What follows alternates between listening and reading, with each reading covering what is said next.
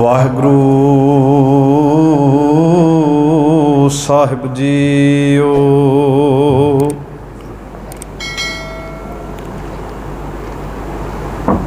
मैं मूर्ख की केतक बात है,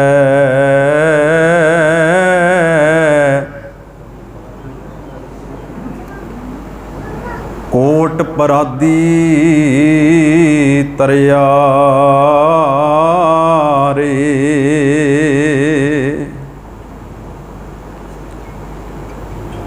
गुर नानक जिन सुनिया पेखिया,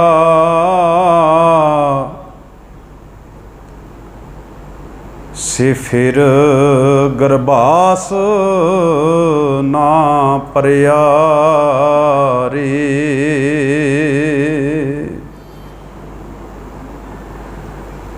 सिखो शब्द प्यारिओ,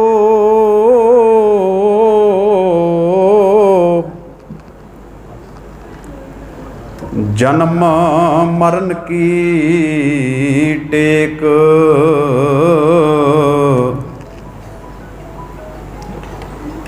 मुख उजल सदा सुखी। नानक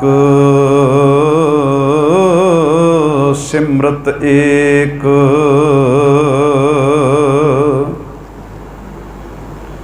गौड़ी कबीर जी। जेह मरने सब जगत तरासिया, सो मरना गुर शब्द प्रगाशिया। अब कैसे मरूं मरन मन मानिया,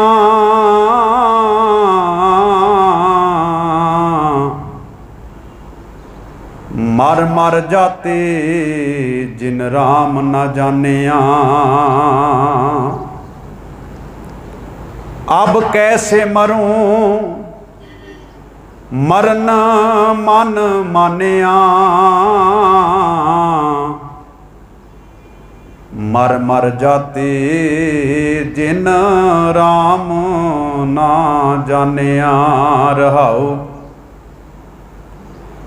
मरनो मरन कहे सब कोई, सहजे मरे अमर होए सोई। कह कबीर भया आनंदा, भरम गया रहया परमानंदा। भरम गया रहया परमानंदा।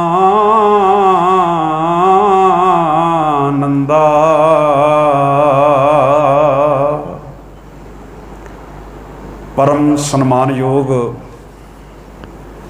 जुगो जुग अटल चवर छतर तख्त दे मालक,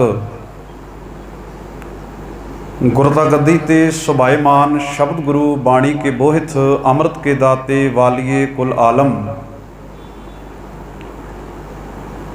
गुरु ग्रंथ साहब महाराज तिन्हां दी पावन पवित्र मुकद्दस गोद विच परिवार दी इस दुख दी घड़ी विच शामिल हो बैठे गुरु प्यारे गुरु सवारे सतसंगी जनों, रब्बी बाणी दा कीर्तन मेरे तो पहला रागी जथियां ने आप जी दे नाल साझा कीता है। बड़े प्यारे शब्द उन्होंने गुरु ग्रंथ साहब की बाणी दे पढ़े ने। आओ हुण मौत के संबंध विच सतगुरु गुरु ग्रंथ साहब महाराज की पावन बाणी दे विचों एक शब्द मैं भी तुहाडे नाल साझा कीता है, जो गौड़ी राग विच कबीर साहब की रचना तो उचारण किया होया गुरु ग्रंथ साहब की पावन बाणी दे विच सुभाईमान है। विचारां नूं प्रारंभण तो पहलां ਜਿੰਨੇ ਸਰੀਰ ਆਪ ਗੁਰਦੇਵ ਦੀ ਗੋਦ ਵਿੱਚ ਬੈਠੇ ਹੋ, ਮਨੋ ਬਿਰਤੀਆਂ ਨੂੰ ਇਕਾਗਰ ਕਰਦਿਆਂ ਗੁਰੂ ਬਖਸ਼ੀ ਫਤਿਹ ਪ੍ਰਵਾਨਣੀ। ਵਾਹਿਗੁਰੂ ਜੀ ਕਾ ਖਾਲਸਾ, ਵਾਹਿਗੁਰੂ ਜੀ ਕੀ ਫਤਿਹ। ਭਗਤ ਕਬੀਰ ਸਾਹਿਬ ਦਾ ਇਹ ਜਿਹੜਾ ਪਾਵਨ ਵਾਕ ਹੈ, ਇਹਦੇ ਵਿੱਚ ਉਹਨਾਂ ਮੌਤ ਦਾ ਜ਼ਿਕਰ ਕਰਦਿਆਂ ਹੋਇਆਂ ਇਹ ਬੋਲ ਰੱਖੇ ਨੇ ਕਿ ਮੌਤ ਇੱਦਾਂ ਦੀ ਚੀਜ਼ ਹੈ ਜਿਹਦਾ ਨਾਂ ਸੁਣ ਕੇ ਹੀ ਬੰਦਾ ਖੌਫ ਦੇ ਵਿੱਚ ਆ ਜਾਂਦਾ ਹੈ। ਇਸੇ ਕਰਕੇ ਸ਼ਾਇਦ ਦੁਨੀਆ ਵਿੱਚ ਕੋਈ ਮੌਤ ਨੂੰ ਚੇਤੇ ਨਹੀਂ ਕਰਨਾ ਚਾਹੁੰਦਾ। ਬਹੁਤੇ ਲੋਕਾਂ ਨੂੰ ਮੌਤ ਭੁੱਲੀ ਕਿਉਂ ਹੈ? ਕਿਉਂਕਿ ਮੌਤ ਦਾ ਕਨਸੈਪਟ ਇੱਦਾਂ ਦਾ ਹੈ, ਜੇ ਇਹਦੇ ਬਾਰੇ ਸੁਭਾਵਿਕ ਵੀ ਸਾਡੇ ਪਰਿਵਾਰਾਂ ਵਿੱਚ ਕੋਈ ਗੱਲ ਕਹੀ ਜਾਵੇ ਤੇ ਲੋਕ ਬੁਰਾ ਮਨਾਉਂਦੇ ਨੇ।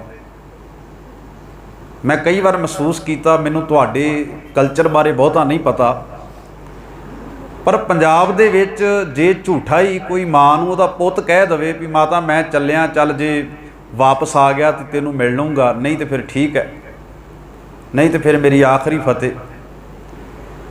ਤੇ ਮਾਂ ਉਹਨੂੰ ਝਿੜਕਾਂ ਦਿੰਦੀ ਹੈ ਵੀ ਨਹੀਂ, ਅੱਜ ਤੋਂ ਬਾਅਦ ਇਹ ਸ਼ਬਦ ਤੇਰੀ ਜ਼ੁਬਾਨ ਤੇ ਨਹੀਂ ਆਉਣਾ ਚਾਹੀਦਾ, ਇਹ ਮਾੜਾ ਸ਼ਬਦ ਹੈ। ਬੱਚਿਆਂ ਨੂੰ ਸਿਖਾਇਆ ਜਾਂਦਾ ਹੈ। ਮੈਂ ਇੱਕ ਘਟਨਾ ਸਾਂਝੀ ਕਰਨੀ ਹੈ, ਛੋਟੀ ਜੀ ਗੱਲ ਹੈ ਇੱਕ, ਮੈਂ ਕਿਉਂਕਿ ਸਬਕ ਕਿਤੇੋਂ ਵੀ ਲਿਆ ਜਾ ਸਕਦਾ ਹੈ। ਮੈਂ ਕੋਈ ਆਪਣੇ ਪਰਿਵਾਰ ਦੀ ਵਡਿਆਈ ਜਾਂ ਨਿੰਦਿਆ ਨਹੀਂ ਕਰਨ ਲੱਗਾ। ਮੈਂ ਜਦੋਂ ਸ਼੍ਰੀਨਗਰ ਆਉਣਾ ਸੀ ਨਾ, ਤੇ ਮੇਰੀ ਫਲਾਈਟ ਸੀ, ਤੇ ਮੇਰਾ ਇੱਕ ਛੋਟਾ ਜਿਹਾ 5 ਸਾਲ ਦਾ ਬੱਚਾ, ਹੁਣ ਤੁਹਾਨੂੰ ਪਤਾ ਹੈ ਵੀ ਬੱਚੇ ਅੱਜ ਕੱਲ੍ਹ TV ਵੇਖਦੇ ਨੇ, ਕਾਰਟੂਨ ਵੇਖਦੇ ਨੇ, ਕਈ ਚੀਜ਼ਾਂ ਦਾ ਉਹਨਾਂ ਦੀ ਸੁਰਤ ਉੱਤੇ ਅਸਰ ਹੁੰਦਾ ਹੈ। ਮੈਨੂੰ ਪੁੱਛਦਾ ਹੈ ਵੀ ਪਾਪਾ ਤੁਸੀਂ ਕਿਵੇਂ ਜਾਣਾ ਹੈ ਉੱਥੇ? ਮੈਂ ਕਿਹਾ ਜਹਾਜ਼ ਤੇ ਜਾਣਾ। ਕਹਿੰਦਾ ਜੇ ਜਹਾਜ਼ ਕਰੈਸ਼ ਹੋ ਗਿਆ, ਤੇ ਉਹਦੇ ਸ਼ਬਦ ਸੀ। ਤੇ ਮੇਰੀ ਮਾਤਾ ਲਾ ਕੇ ਬੈਠੀ ਸੀ, ਤੇ ਉਹਨੇ ਆਖਿਆ ਨਹੀਂ ਇੱਦਾਂ ਨਹੀਂ ਬੋਲੀਦਾ। ਮੈਂ ਉਹਨੂੰ ਇਹ ਜਵਾਬ ਦਿੱਤਾ, ਕੋਈ ਗੱਲ ਨਹੀਂ, ਜੇ ਕਰੈਸ਼ ਹੋ ਗਿਆ ਫਿਰ ਠੀਕ ਹੈ, ਕੋਈ ਗੱਲ ਨਹੀਂ, ਜੋ ਮਾਲਕ ਦੀ ਰਜ਼ਾ ਹੈ। ਹਾਲਾਂਕਿ ਚਲੋ ਉਹਨੂੰ ਇਹਨਾਂ ਸ਼ਬਦਾਂ ਦਾ ਮਤਲਬ ਨਹੀਂ ਪਤਾ ਕਿ ਮੈਂ ਕੀ ਕਹਿ ਰਿਹਾ, ਪਰ ਮੇਰਾ ਇਹ ਗੱਲ ਕਰਨ ਦਾ ਮਕਸਦ ਸਿਰਫ ਇੰਨਾ ਸੀ ਕਿ ਵੇਖੋ, ਇੱਕ ਛੋਟੇ ਜਿਹੇ ਬੱਚੇ ਅੰਦਰ ਇੱਕ ਸਵਾਲ ਪੈਦਾ ਹੋਇਆ ਮੌਤ ਦੇ ਸੰਬੰਧ ਵਿੱਚ। ਉਹਨੂੰ ਇੱਦਾਂ ਲੱਗਾ ਕਿ ਜਹਾਜ਼ ਦੀ ਕੋਈ ਇਨਸੀਡੈਂਸ, ਕੋਈ ਘਟਨਾ ਉਹਦੇ ਦਿਮਾਗ ਦੇ ਵਿੱਚ ਆਈ, ਉਹ ਫੋਨ ਜ਼ਰੀਏ ਆ ਗਈ, TV ਜ਼ਰੀਏ ਆ ਗਈ, ਤੇ ਬਿਲਕੁਲ ਉਹਦੇ ਦਿਮਾਗ ਵਿੱਚ ਨੁਕਤਾ ਕਲਿੱਕ ਕੀਤਾ ਵੀ ਮੇਰਾ ਪਿਓ ਵੀ ਜਹਾਜ਼ ਤੇ ਚੜ੍ਹ ਕੇ ਚੱਲੇ, ਕਿਤੇ ਇਹਦਾ ਜਹਾਜ਼ ਵੀ ਕਰੈਸ਼ ਨਾ ਹੋ ਜਾਵੇ। ਪਰ ਸਾਡੇ ਘਰ ਵਾਲਿਆਂ ਨੇ ਉਸੇ ਵੇਲੇ ਟੋਕ ਦਿੱਤਾ ਕਿ ਨਹੀਂ, ਇਹ ਸ਼ਬਦ ਨਹੀਂ ਵਰਤਣੇ ਚਾਹੀਦੇ। ਮੇਰੇ ਕਹਿਣ ਤੋਂ ਮੁਰਾਦ ਸਿਰਫ ਇੰਨੀ ਹੈ, ਮੌਤ ਇੱਦਾਂ ਦੀ ਚੀਜ਼ ਹੈ ਕਿ ਬੰਦਾ ਇਹਦਾ ਜ਼ਿਕਰ ਵੀ ਕਰਕੇ ਰਾਜੀ ਨਹੀਂ ਹੈ। ਹਾਲਾਂਕਿ ਸਤਿਗੁਰੂ ਗੁਰੂ ਗ੍ਰੰਥ ਸਾਹਿਬ ਮਹਾਰਾਜ ਦੀ ਪਾਵਨ ਬਾਣੀ ਪੜ੍ਹ ਕੇ ਵੇਖੋ, ਇੱਕ ਸ਼ਬਦ ਅਸੀਂ ਭਾਣਾ ਵਰਤਦੇ ਹਾਂ। ਭਾਣਾ, ਜਦੋਂ ਅਸੀਂ ਕਿਸੇ ਘਰ ਅਫਸੋਸ ਕਰਨ ਜਾਂਦੇ ਹਾਂ ਨਾ, ਅਸੀਂ ਕਹਿੰਦੇ ਹਾਂ ਜੀ ਮਾਲਕ ਦਾ ਭਾਣਾ, ਮਾਲਕ ਦੀ ਰਜ਼ਾ। ਇਹ ਸ਼ਬਦ ਪਰਿਵਾਰ ਦੀ ਢਾਰਸ ਬੰਨ੍ਹਣ ਦੇ ਲਈ ਅਸੀਂ ਵਰਤਦੇ ਹਾਂ। ਪਰ ਕਿਸੇ ਦੇ ਘਰ ਵਿੱਚ ਕੋਈ ਜਨਮ ਹੋਇਆ ਹੋਵੇ ਤੇ ਤੁਸੀਂ ਉਹਦੇ ਘਰ ਵਿੱਚ ਜਾ ਕੇ ਕਹੋ ਜੀ ਮਾਲਕ ਦਾ ਭਾਣਾ, ਅਗਲਾ ਗੁੱਸਾ ਕਰ ਜਾਵੇਗਾ। ਇਹ ਸ਼ਬਦ ਦਾ ਸੰਬੰਧ ਬਹੁਤਾ ਮੌਤ ਦੇ ਨਾਲ ਜੋੜਿਆ। ਜਾਂ ਫਿਰ ਕਦੋਂ ਜੋੜਿਆ? ਜਦੋਂ ਕਿਸੇ ਦੇ ਘਰ ਧੀ ਦਾ ਜਨਮ ਹੋਵੇ ਨਾ, ਉਦੋਂ ਲੋਕ ਕਹਿੰਦੇ ਨੇ ਭਾਣਾ। ਪੁੱਤ ਦਾ ਜਨਮ ਹੋਵੇ ਤੇ ਸ਼ਬਦ ਭਾਣਾ ਨਹੀਂ ਵਰਤਿਆ ਜਾਂਦਾ, ਪਰ ਧੀ ਦਾ ਜਨਮ ਹੋ ਜਾਵੇ ਤੇ ਕਹਿੰਦੇ ਨੇ ਭਾਣਾ। ਤੁਸੀਂ ਕਮਾਲ ਦੀ ਗੱਲ ਵੇਖੋ, ਸੰਸਾਰ ਦੀ ਵਿਡੰਬਣਾ ਵੇਖੋ, ਜਿਹੜਾ ਸ਼ਬਦ ਇਹਨਾਂ ਨੇ ਮੌਤ ਲਈ ਚੁਣ ਲਿਆ, ਜਿਹੜਾ ਸ਼ਬਦ ਮੌਤ ਲਈ ਰਾਖਵਾਂ ਰੱਖ ਲਿਆ, ਉਹ ਜੇ ਵਰਤਿਆ ਗਿਆ ਤੇ ਸਿਰਫ ਧੀ ਦੇ ਜਨਮ ਤੇ ਵਰਤਿਆ ਜਾਂਦਾ ਹੈ। ਤੁਸੀਂ ਕਿਸੇ ਬੱਚੇ ਦਾ ਵਿਆਹ ਹੋਵੇ, ਤੁਸੀਂ ਕਹਿ ਦਿਓ ਜੀ ਮਾਲਕ ਦਾ ਭਾਣਾ, ਨਹੀਂ ਵਰਤਿਆ ਜਾਵੇਗਾ। ਤੁਸੀਂ ਜਿੰਨੇ ਸਰੀਰ ਬੈਠੇ ਹੋ, ਤੁਸੀਂ ਮੈਨੂੰ ਦੱਸਿਓ ਜੇ ਤੁਸੀਂ ਕਦੀ ਇਹ ਸ਼ਬਦ ਸੁਣਿਆ ਹੋਵੇ ਵੀ ਕਿਸੇ ਦੇ ਘਰ ਵਿੱਚ ਖੁਸ਼ੀ ਦਾ ਸਮਾਗਮ ਹੋਵੇ ਤੇ ਕੋਈ ਪਰਿਵਾਰ ਗਿਆ ਹੋਵੇ, ਉਹਨੇ ਜਾ ਕੇ ਹੱਥ ਜੋੜ ਕੇ ਆਖਿਆ ਹੋਵੇ ਮਾਲਕ ਦਾ ਭਾਣਾ, ਨਹੀਂ ਵਰਤਿਆ ਗਿਆ ਹੋਵੇ। ਕਿਉਂਕਿ ਭਾਣਾ ਸ਼ਬਦ ਦਾ ਸੰਬੰਧ ਅਸੀਂ ਮੌਤ ਨਾਲ ਜੋੜਿਆ ਹੈ। ਜਦੋਂ ਭਾਣਾ ਵਰਡ ਆ ਗਿਆ ਨਾ, ਭਾਣਾ ਬੋਲ ਆ ਗਿਆ, ਇਹਦਾ ਮਤਲਬ ਹੈ ਵੀ ਹੁਣ ਕੋਈ ਦੁਖਦਾਈ ਘਟਨਾ ਵਾਪਰੀ ਹੈ, ਹੁਣ ਕੋਈ ਬੁਰੀ ਘਟਨਾ ਵਾਪਰੀ ਹੈ। ਪਰ ਗੁਰਮੁਖੋ, ਗੁਰੂ ਗ੍ਰੰਥ ਸਾਹਿਬ ਦੀ ਤੁਸੀਂ ਬਾਣੀ ਪੜ੍ਹਦੇ ਹੋ, ਆਨੰਦ ਸਾਹਿਬ ਦੇ ਵਿੱਚ ਮੇਰੇ ਗੁਰੂ ਅਮਰਦਾਸ ਮਹਾਰਾਜ ਨੇ ਬੋਲ ਰੱਖੇ, ਜਾਂ ਤਿਸ ਭਾਣਾ ਤਾਂ ਜੰਮਿਆ ਪਰਿਵਾਰ ਭਲਾ ਪਾਇਆ। ਉੱਥੇ ਜਨਮ ਤੇ ਵੀ ਗੁਰੂ ਅਮਰਦਾਸ ਮਹਾਰਾਜ ਨੇ ਭਾਣਾ ਸ਼ਬਦ ਵਰਤਿਆ। ਮਹਾਰਾਜ ਕਹਿੰਦੇ ਨੇ ਮੌਤ ਵੀ ਭਾਣੇ ਵਿੱਚ ਹੈ ਤੇ ਜਨਮ ਵੀ ਭਾਣੇ ਵਿੱਚ ਹੈ। ਬਸ ਫਰਕ ਇੰਨਾ ਹੈ ਕਿ ਇੱਕ ਭਾਣੇ ਨੂੰ ਤੂੰ ਖੁਸ਼ੀ ਨਾਲ ਸਵੀਕਾਰ ਕਰ ਲੈਣਾ ਤੇ ਦੂਜੇ ਭਾਣੇ ਨੂੰ ਤੂੰ ਖੁਸ਼ੀ ਨਾਲ ਸਵੀਕਾਰ ਨਹੀਂ ਕਰਦਾ। ਜਿਹੜੇ ਕਲਚਰ ਨੂੰ ਆਪਾਂ ਬਿਲੋਂਗ ਕਰਦੇ ਆ ਨਾ, ਵੇਖੋ ਕਿੱਡਾ ਅਮੀਰ ਹੈ ਉਹ। ਤੁਹਾਡੇ ਪੁੱਤ ਦਾ ਆਨੰਦ ਕਾਰਜ ਹੋਵੇ, ਤੁਹਾਡੇ ਘਰ ਵਿੱਚ ਪੁੱਤ ਦਾ ਪੋਤਰੇ ਦਾ ਜਨਮ ਹੋਵੇ, ਤੁਸੀਂ ਦੇਗ ਲੈ ਕੇ ਗੁਰੂ ਘਰ ਵਿੱਚ ਆਓ ਤੇ ਭਾਈ ਸਾਹਿਬ ਕਹਿੰਦੇ ਨੇ ਆਨੰਦ ਪਿਆ ਮੇਰੀ ਮਾਏ ਸਤਿਗੁਰੂ ਮੈਂ ਪਾਇਆ। ਤੁਹਾਡੇ ਘਰ ਵਿੱਚ ਉਸੇ ਪੁੱਤ ਦੀ ਲਾਸ਼ ਆ ਜਾਵੇ, ਤੁਹਾਡੇ ਘਰ ਵਿੱਚ ਮੌਤ ਹੋ ਜਾਵੇ, ਤੁਸੀਂ ਦੇਗ ਲੈ ਕੇ ਆਓ ਤੇ ਭਾਈ ਸਾਹਿਬ ਕਹਿੰਦੇ ਨੇ ਆਨੰਦ ਪਿਆ ਮੇਰੀ ਮਾਏ ਸਤਿਗੁਰੂ ਮੈਂ ਪਾਇਆ। ਦੁਨੀਆ ਦੀ ਕਿਸੇ ਕੌਮ ਵਿੱਚ ਇਹ ਸ਼ਬਦ ਨਹੀਂ ਵਰਤਿਆ ਜਾਂਦਾ। ਕੋਈ ਜੰਮਣ ਤੇ ਆਨੰਦ ਕਹਿੰਦਾ ਹੈ, ਕੋਈ ਮੌਤ ਲਈ ਵੀ ਆਨੰਦ ਸ਼ਬਦ ਚੁਣਦਾ ਹੈ ਵੀ ਆਨੰਦ ਹੈ, ਕੋਈ ਗੱਲ ਨਹੀਂ। ਫਿਰ ਕੀ ਹੋ ਗਿਆ ਜੇ ਜਿਹੜਾ ਸੰਸਾਰ ਵਿੱਚ ਆਇਆ ਹੈ ਉਹ ਸੰਸਾਰ, ਹਾਲਾਂਕਿ ਸਾਡਾ ਜਿਹੜਾ ਪੜ੍ਹਿਆ ਹੋਇਆ ਹੈ ਨਾ ਉਹ ਇੱਕ ਫਾਰਮੈਲਿਟੀ ਹੈ, ਸਾਡਾ ਪੜ੍ਹਿਆ ਫਾਰਮੈਲਿਟੀ ਹੈ। ਰਾਮਕਲੀ ਸਦ ਬਾਣੀ ਹੈ, ਗੁਰੂ ਗ੍ਰੰਥ ਸਾਹਿਬ ਸੱਚੇ ਪਾਤਸ਼ਾਹ ਦੇ ਵਿੱਚ ਅਸੀਂ ਪੜ੍ਹਦੇ ਹਾਂ, ਉੱਥੇ ਗੁਰੂ ਅਮਰਦਾਸ ਮਹਾਰਾਜ ਦੇ ਅੰਤਮ ਸਮੇਂ ਦੇ ਬਾਰੇ ਲਿਖਿਆ ਹੋਇਆ। ਭਾਈ ਸੁੰਦਰ ਜੀ ਨੇ ਬਾਣੀ ਉਚਾਰਨ ਕੀਤੀ, ਕਹਿਣ ਲੱਗੇ ਗੁਰੂ ਅਮਰਦਾਸ ਮਹਾਰਾਜ ਨੇ ਆਪਣਾ ਪਰਿਵਾਰ ਸੱਦਿਆ। ਜਦੋਂ ਉਹਨਾਂ ਦਾ ਅਖੀਰਲਾ ਸਮਾਂ ਨੇੜੇ ਆਇਆ, ਉਹਨਾਂ ਇੱਕ ਹਦਾਇਤ ਦਿੱਤੀ। ਇਹ ਹਦਾਇਤ ਆਪਾਂ ਵੀ ਗੁਰੂ ਅਮਰਦਾਸ ਦਾ ਪਰਿਵਾਰ ਆਪਣੇ ਲਈ ਵੀ ਹੈ, ਇਹ ਨਹੀਂ ਵੀ ਇਹ ਹਦਾਇਤ ਕੇਵਲ ਉਹਨਾਂ ਦੇ ਲਈ ਸੀ, ਸਾਡੇ ਲਈ ਵੀ ਹੈ।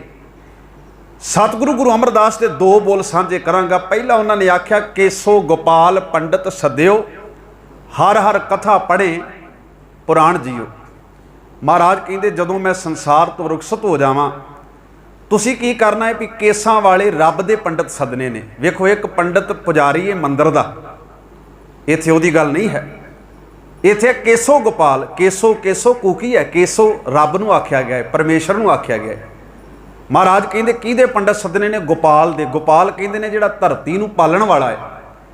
ਕੇਸੋ ਗੋਪਾਲ ਪੰਡਤ ਸੱਦਿਓ, ਹਰ ਹਰ ਕਥਾ ਪੜ੍ਹੇ ਪੁਰਾਣ ਜੀਓ। ਤੇ ਉਹਨਾਂ ਨੂੰ ਆਖਿਓ ਪੁਰਾਣ ਦੀ ਕਥਾ ਪੜ੍ਹੇ। ਪਰ ਉਹ ਕਿਹੜੀ ਪੁਰਾਣ ਹੈ? ਰੱਬ ਦੀ ਸਿਫਤ ਸਲਾਹ ਰੂਪੀ ਪੁਰਾਣ ਪੜ੍ਹਿਓ, ਰੱਬ ਦੀ ਸਿਫਤ ਕਰਿਓ। ਵੇਖੋ ਮੌਤ ਹੋ ਰਹੀ ਹੈ, ਗੁਰੂ ਅਮਰਦਾਸ ਕਹਿੰਦੇ ਨੇ ਤੁਸੀਂ ਜਦੋਂ ਇਕੱਠੇ ਹੋ ਕੇ ਬੈਠਣਾ ਹੈ ਨਾ ਤੇ ਸੋਹਿਲੇ ਮੇਰੇ ਨਹੀਂ ਗਾਉਣੇ, ਤਾਰੀਫ ਮੇਰੀ ਨਹੀਂ ਕਰਨੀ।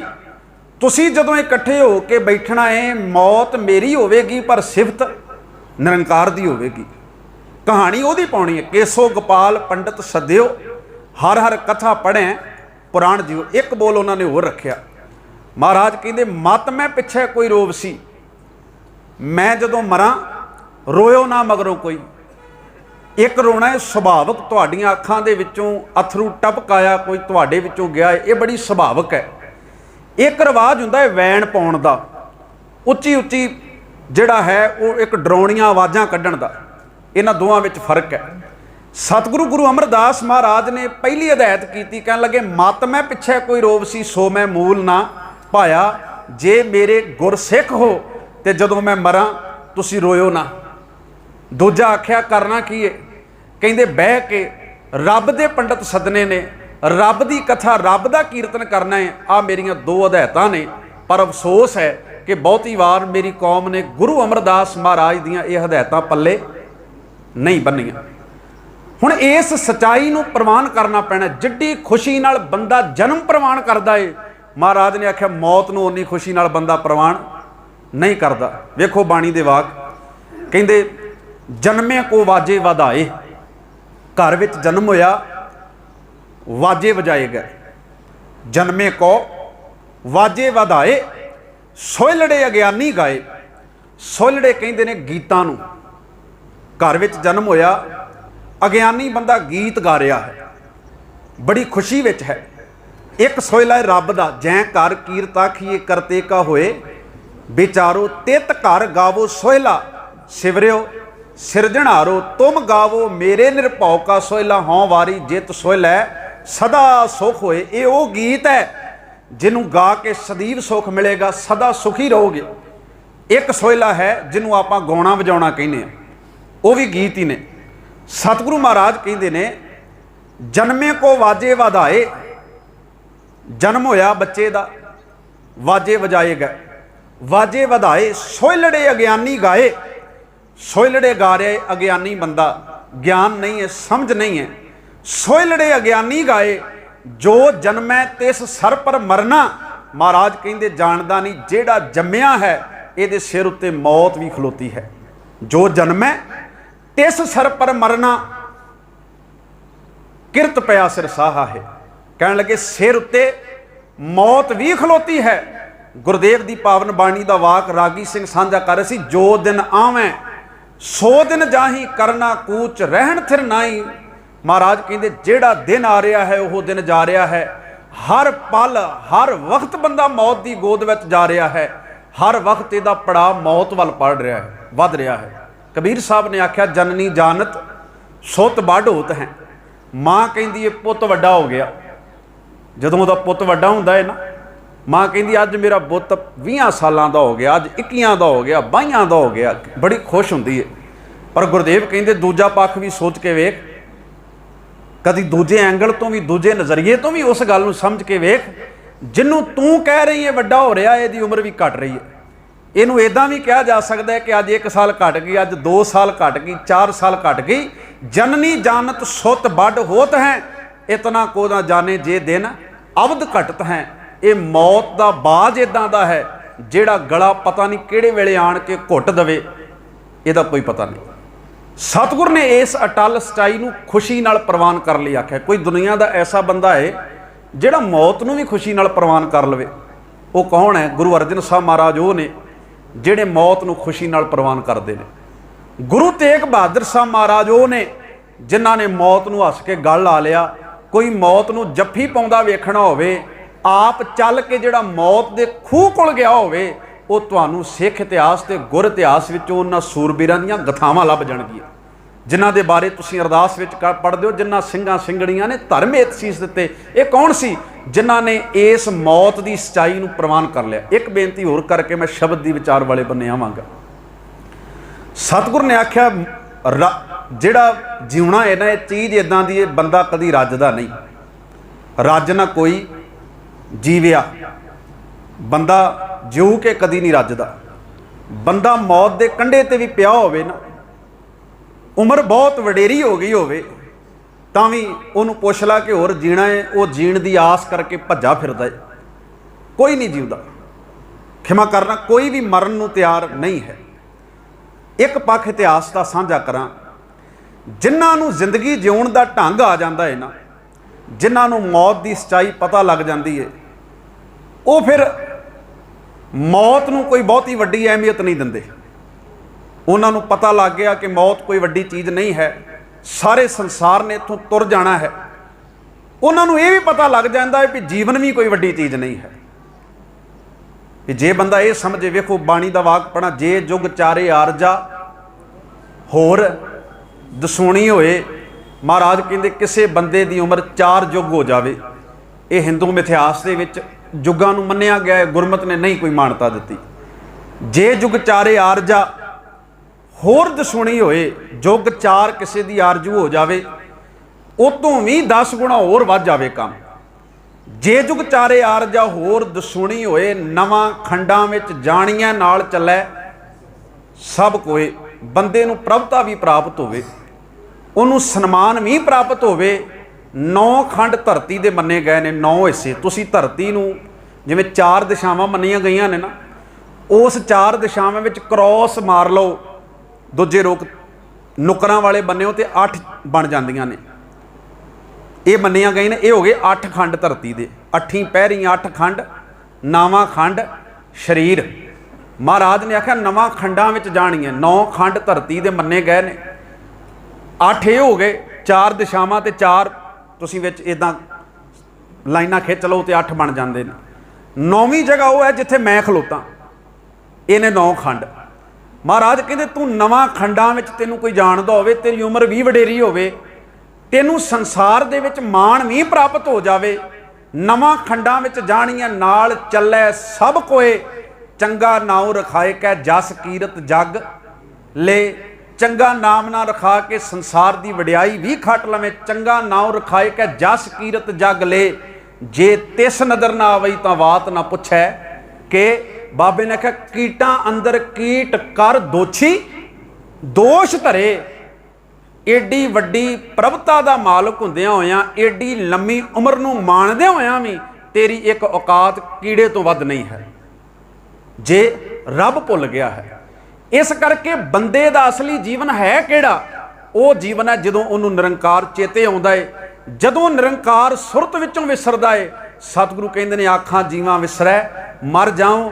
मनुख की असली जिंदगी वो है जदों वो रब नूं चेते करदा है। मनुख की असली जिंदगी वो है जदों परोपकार की भावना लैके जीवन जिउंदा है। अदरवाइज किसी सप की भी उम्र बड़ी लंबी है। बिन सिमरन जो जीवन, वेखो शब्द किहड़ा वरत्या, किड्डे सोच के मैं राह रह जन्ना बाबा शब्द वरतदा। इत्थे शब्द जिउणा नहीं आख्या गया, इत्थे शब्द वरत्या गया बलना। बलना की हुंदा है? जिवें आपां बालन नूं अग ला दिंदे, आपां कहंदे बल गई कोई चीज़। सतगुरु कहंदे ने बिन सिमरन जो जीवन बलना। जिहड़ा सिमरन तो बिना जीवन है, जिहड़ा उहदी याद तो बिना जीवन है, वो बंदा जिउंदा नहीं, बालदा है। बिन सिमरन जो जीवन बलना, सर्प जैसे अरजारी। जिवें सप दी उम्र है, नव खंडन को राज कमावे अंत चलै गो हारी। सतगुरु कहते 9 खंडां दा राज भी कमाया होवे, वो भी जिंदगी दी बाजी हार गया।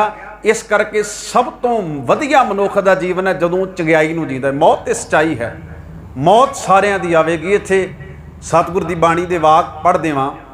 महाराज ने आख्या धरत पताल आकाश है चंद सूर बिनासी। इत्थे धरती, आकाश, पताल, चंद्रमा, सूरज, हर चीज़ बिनसनार है, हर चीज़ खत्म होने वाली है।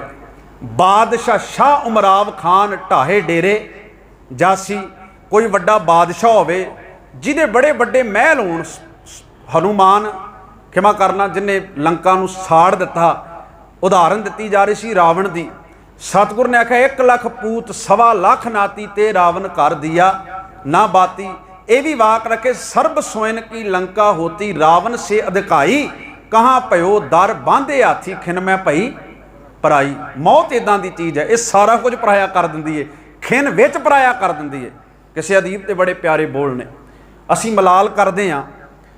कोई व्यक्ति साडे विचों जदों जांदा है, तुर जांदा है, ठीक है, दुख लगता है क्योंकि जिहदे नाल जिंदगी दे पलां नूं बतीत कीता होवे, साडा कोई अपना विछड़िया होवे, बंदे दे अंदर ओदी विछड़न दा एहसास ना होवे, वो भी गल माड़ी हुंदी। एहसास भी जरूरी है, एहसास होना चाहिए है। पर दूजे पासे इस सच्चाई लई किसी अदीब ने बड़े प्यारे बोल बोले। कहण लगे भी जंगल दे विच रुख दे नालों पत्ता टुटिया, रुख दे नालों एक पत्ता टुटिया ते टुटदा टुटदे ने उन्हें एक बोल रुख नूं आख्या। वो कहण लगा कि मैं तेरे नालों विछड़न लगा, किते अपना फिर भी मेल होवेगा। पात उडंता बोलिया, उडदा होया पत्ता जिहड़ा रुख नालों टुट चुका सी, जिहड़ा संसार दे रुख नालों टुट गया अज अपने विचों एक जीव। कहंदे पात उडंता बोलिया, उडदा होया पात, पत्ता कहण लगा पात उडंता बोलिया सुण तरवर बनराए। बन जंगल दे विच उगे होए रुख मेरी गल नूं सुण। पात उडंता बोलिया सुन तरवर बनराए, अब के बिछड़े कब मिले। मैं हुण तेरे नालों विछड़न लगा, कोई ऐसी संभावना है कि मैं तेरे नाल दोबारा मिल जावां। अब के बिछड़े कब मिले, धूर मिलेंगे जाए। कहण लगा मैं हुण धूड़ी दे विच मिल जाना, तेरे नालों मेरा नाता टुट गया, तेरे नालों संबंध टुट गया। ख्याल करियो मनुख पता नहीं है, मनुख का संबंध मौत तो बाद भी कायम रह सकता, ये चेते रखियो। मनुख का संबंध जिहड़ा है ना, वो मौत तो बाद भी कायम रह सकता है। किवें?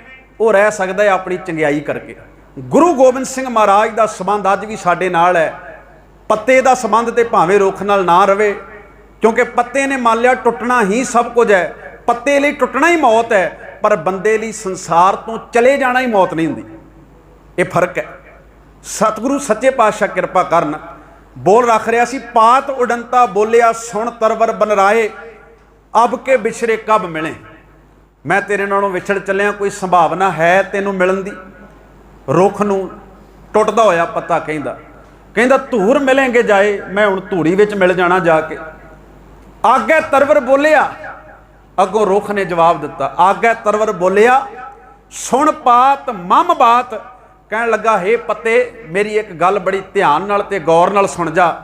आगे तरवर बोलिया सुन पात मम बात, यही हमारो स्वभाव है एक आत एक जात। ये दुनिया दे रुख दा सुभाव है।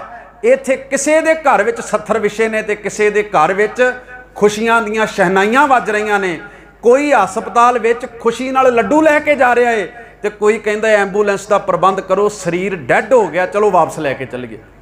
ये संसार की कार है। सतगुरु महाराज ने आख्या इस सच्चाई नूं प्रवान कर ला। मौत के बाद ने गला घुट देना आन के, इन्हें नहीं छड्डना। ये हर घर में आवेगी, इन्हें हर एक नूं अज ताईं मारिया है। राजा प्रजा समकर मारे, ऐसो काल बिडानी है। सतगुर की बाणी दे वाग तुसीं ये भी पढ़े, मरण लिखाए मंडल में आए। मरण लिखा के आए, लिखा के आने का मतलब ये नहीं भी इन्नी तरीक नूं लिखा के आया है। लिखा के आने का मतलब होंदा जिवें आपां कह दिंदे लिख ला, पक्का कर ला। सतगुर ने आख्या मरण लिखाए मंडल में आए। बंदा ये गल तय है, पक्की है, मौत लिखा के ही संसार में आया है, मौत आनी आनी है। भगत कबीर साहब ने अज दे इस पावन वाक में जिहड़ी गल जिहड़ा बचन साडे नाल साझा कीता, वो कहंदे अब कैसे मरूं। रहाओ वाली पंक्ति, अब कैसे मरूं मरण मन मानिया। वैसे संसार मौत तो खौफजदा हुंदा है। कबीर साहब कहंदे मैनू परवाह नहीं है,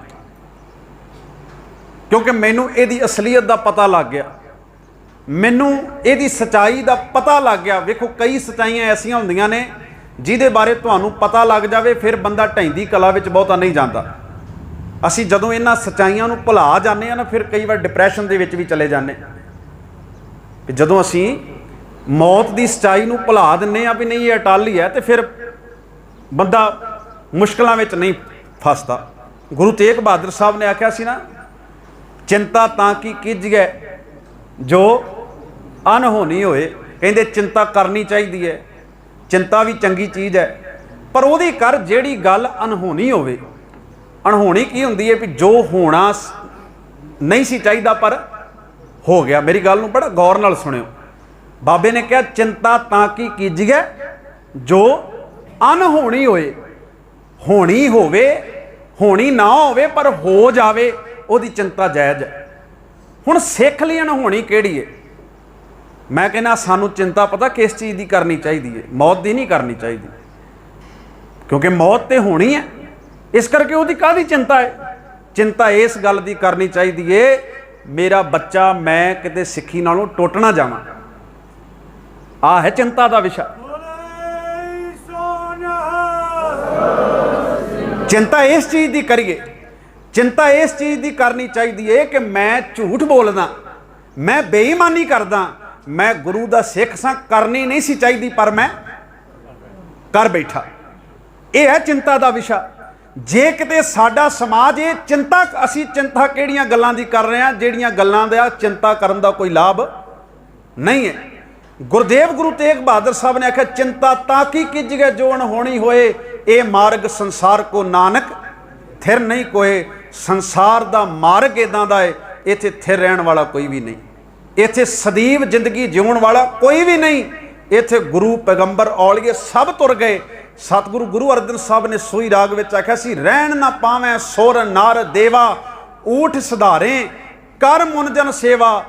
ते इसे शब्द विच एक जगह आख्या बादशाह शाह व्यापारी मरना। वड्डे तो वड्डा बादशाह धनाड़ भी जिहड़ा है वो ये चीज़ खरीद नहीं सकता कि मैनू मौत ना आवे ते मैं कोई पटा लिखा लवां रब दे कोलों। ये नहीं लिखाया जा सकता, इदा नहीं हो सकता। बादशाह शाह व्यापारी मरना जो दिस है। सतगुरु कहते जो दिस रहा है सब ने काल की गोद में चले जाना है। जो दिस है सो काल है खरना। फिर मौत की है? कबीर साहब ने अज बड़ी प्यारी गल आखी, कह लगे अब कैसे मरूं मरण मन मानिया। कह लगे मेरा मौत नूं मन मान गया। ये दो पक्ष ने जी शब्द दे। एक पक्ष तो यह है भी जिवें संसार मनदा नहीं ना मैं मन गया भी ये तो आनी आनी। जिवें पहला पक्ष इहदा यह है जी शब्द का अब कैसे मरूं मरण मन मानिया। दूजा इहदा बनता है कि मैं मरना मन गया हाँ। ये मरना किवें हुंदा है? ये हुंदा है शब्द मरो फिर जीवो सद ही तां फिर मरण ना होई। सतगुरु ने आख्या अब कैसे मरो मरण मन मानिया। मर मर जाते जिन राम ना जानिया। मरदे ते वो ने असल में जिहड़े रब नूं जाणदे ही ने, जिहड़े रब नूं भुला गए असल में वो मरे हुए ने। पहला बंदा आख्या, कह लगे जे मरना सब जगत तरासिया, कह लगे जेड़े मौत तो संसार तरा तरा करदा, हाय मौत आ गई, हाय मौत आ गई। जे मरना सब जगत तरासिया, उस मौत की असलीयत मैनू गुरु के शब्द तो पता लग गई। जे मरना सब जगत तरासिया, सो मरना गुर शब्द प्रगाशिया। गुरु का शब्द अंदर प्रकाश होया, उस मौत मारे मैनू पता लग गया कि साडे ते वो बाबे ने जिहड़े 7 ते 9 साल की उम्र दे ने ते वजीर खान दी अखां विच अखां पा के खलोते ने, वो कहंदा तुहानू मौत देवांगे, वो कहंदे कोई गल नहीं, कोई वड्डी चीज़ है। असीं उन्हां बजुर्गां दे वारस हां, उन्हां बाबियां दे वारस हां। एक वो बाबा बंदा सिंह बहादुर है जिहदा 5 साल का पुत्तर उहदी गोद विच पा के उहदा कलेजा कढ़िया जा रहा, उहनूं मौत की कोई परवाह नहीं। संसार ईवन मारन वाला भी तरा तरा कर रहा, पर मरन वाले नूं कोई फिक्र नहीं है। 740 सिख बाबा बंदा सिंह बहादुर के समय उन्हां तो पहलां शहीद किए गए। हर रोज़ 100 सिख का कतल किया जाता है। एक भर जवान गभरू उम्र उहदी 18 ते 20 साल, मुछ फुट्टीए, नवां नवां विआह होया उहदा। जदों बाबा बंदा सिंह बहादुर नूं फड़िया गया तो इहनूं भी नाल ही फड़ लिया गया। ये गढ़ी विच नहीं सी, क्योंकि जदों सैना जुल्म करन ते आउंदी है, जदों बाबा बंदा सिंह बहादुर नूं गिरफ्तार किया गया, वो बड़े थोड़े जे सिख सी। पर जदों वो पंजाब तो चल के दिल्ली पहुंचे ने, तो रस्ते विच जिहड़ा भी उन्हां नूं मिलिया, कुछ उन्होंने मार दिते ते कुछ उन्होंने फड़ लए, ते इनाम की खातर उन्हें सिर वढ़ वढ़ के नेजियां दे उत्ते टंग लए। हुण पहुंचे ने दिल्ली, इस नौजवान गभरू नूं भी फड़ लिया गया। ਇਹਦੀ मां नूं पता लगा भी मेरा पुੱਤ तो उत्थे फड़िया गया दिल्ली दे विच। ये मां तुरी है, कितों विचारी ने गलबात करके अगे तो अगे ਇਹਦੀ पहुँच हुई है।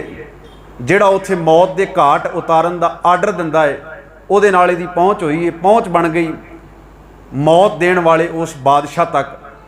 हर रोज़ 100 सिख कतल किया जाता है, तो उन्होंने पुछया जाता है कि जे तुसी मौत तो बचना चाहते हो तो एको ही हल है, तुसी इस्लाम कबूल कर लो, बड़ा सौखा तरीका है, होर जीवन जीव लवोगे।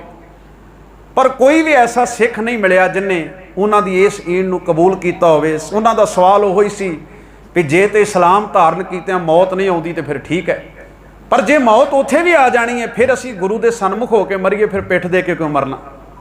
मरना तो है ही है, फिर गुरु के सन्मुख होकर मरीए। खैर, ये मां पहुंची। हुण मां का एक अपना जिगर है, मां का एक अपना दिल है। घर विच जवान नूंह बैठी है, मां नूं ममता जाग गई, मोह जाग गया। मां जाके कहती है भी मेरा पुत सिख नहीं है। एक गाथा लिखण वाला एक मुसलमान राइटर है, ये किसी सिख ने नहीं लिखी, ये उन्हें लिखी है जिहड़ा अखां नाल सारे मंजर नूं तक रहा है, जिन्हें अखां नाल सारा कुछ तकिया। वो लिखदा है मां आई, वो खुश भी होए भी चलो अजे तक तो किसी ने नहीं सी आख्या भी असी सिख नहीं हाँ, पर चल जी इन्हें ही कह दिता, कम से कम इन्हां दियां पीढ़ियां नूं कहण जोगे तो होवांगे भी तुहाडे भी डोले सन। उन्हां नूं मौका मिल गया। इस बच्चे दे कोल इहदी वारी सी। उस दिन जदों इहदी मौत की वारी आई इस बच्चे की, तो उन्होंने कहा गया भी तेरी मां आई है, तेनों रिहा किया जाता है, क्योंकि उन्हें ये गल कह दी है भी तू सिख नहीं है। इस करके असी सिखां नूं ते मारदे हाँ, पर जिहड़े गैर सिख ने, जिहड़े सिख नहीं है, उन्होंने तो असी मौत दिंदे ही नहीं। इस बच्चे ने एक शब्द वरतिया, शायद दुनिया की अज की मां कोई सुन लवे, प्यो सुन लवे तो मां का कलेजा पड़ जाए, मां का दिल फट जाए। इन्हें आख्या मैं एक बार अपनी मां नूं मत्थे लग के दोबारा तुहाडे कोल आउणा। मां बड़ी खुश हुई, मेरे पुत नूं छड्ड दिता गया। मां नूं पुछदा है भी मां की आख्या तूं? कहण लगी इन्हां तैनूं मौत के घाट उतार देना सी पुत्रा, मैं इन्हां नूं कह दिता है भी तू सिख नहीं है, इहदे नाल तू मौत तो बच जावेगा। ते मेरा इक्को एक पुत है, घर विच जवान नूंह बैठी है, मैं एक कह बैठी इन्हां नूं।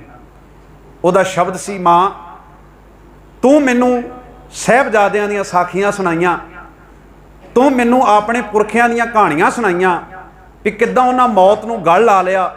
अज तेरे अपने पुत की वारी आई तो तू ये कह दिता भी ये सिख ही नहीं। कहण लगा जे ये गल है तो मैं इस सारे हालातां विच ऐलान करदा हाँ, ऐलानिया तौर पर कहना, तू कहनी मैं सिख नहीं, मैं कहना तू मेरी मां नहीं, क्योंकि मेरी मां तू मेरी माँ नहीं। मैं ऐलानिया तौर पर यह गल कहना, क्योंकि जे मेरी माँ होंदी तो उहदे मूँह दे विचों ये शब्द नहीं सी निकलने। माँ का कलेजा पहड़ गया, उस पुत नूं उत्थे शहादत का जाम दे दिता गया, उन्होंने उत्थे कतल कर दिता गया। ये साडे पुरखियां दी विरासत है, जिन्हां ने मौत नूं गल ला लिया, जिन्हां ने हस के ला लिया। कबीर साहब ने वेखो किड्डा प्यारा वाक रखिया, कह लगे जे मरना सब जगत तरासिया, सो मरना गुर शब्द प्रगासिया। गुरु के शब्द द्वारा उस मौत की असलीयत मैनू पता लग गई। हुणे मौत मैनू डराउंदी नहीं, हुणे मौत मेरे अंदर डर पैदा नहीं करती।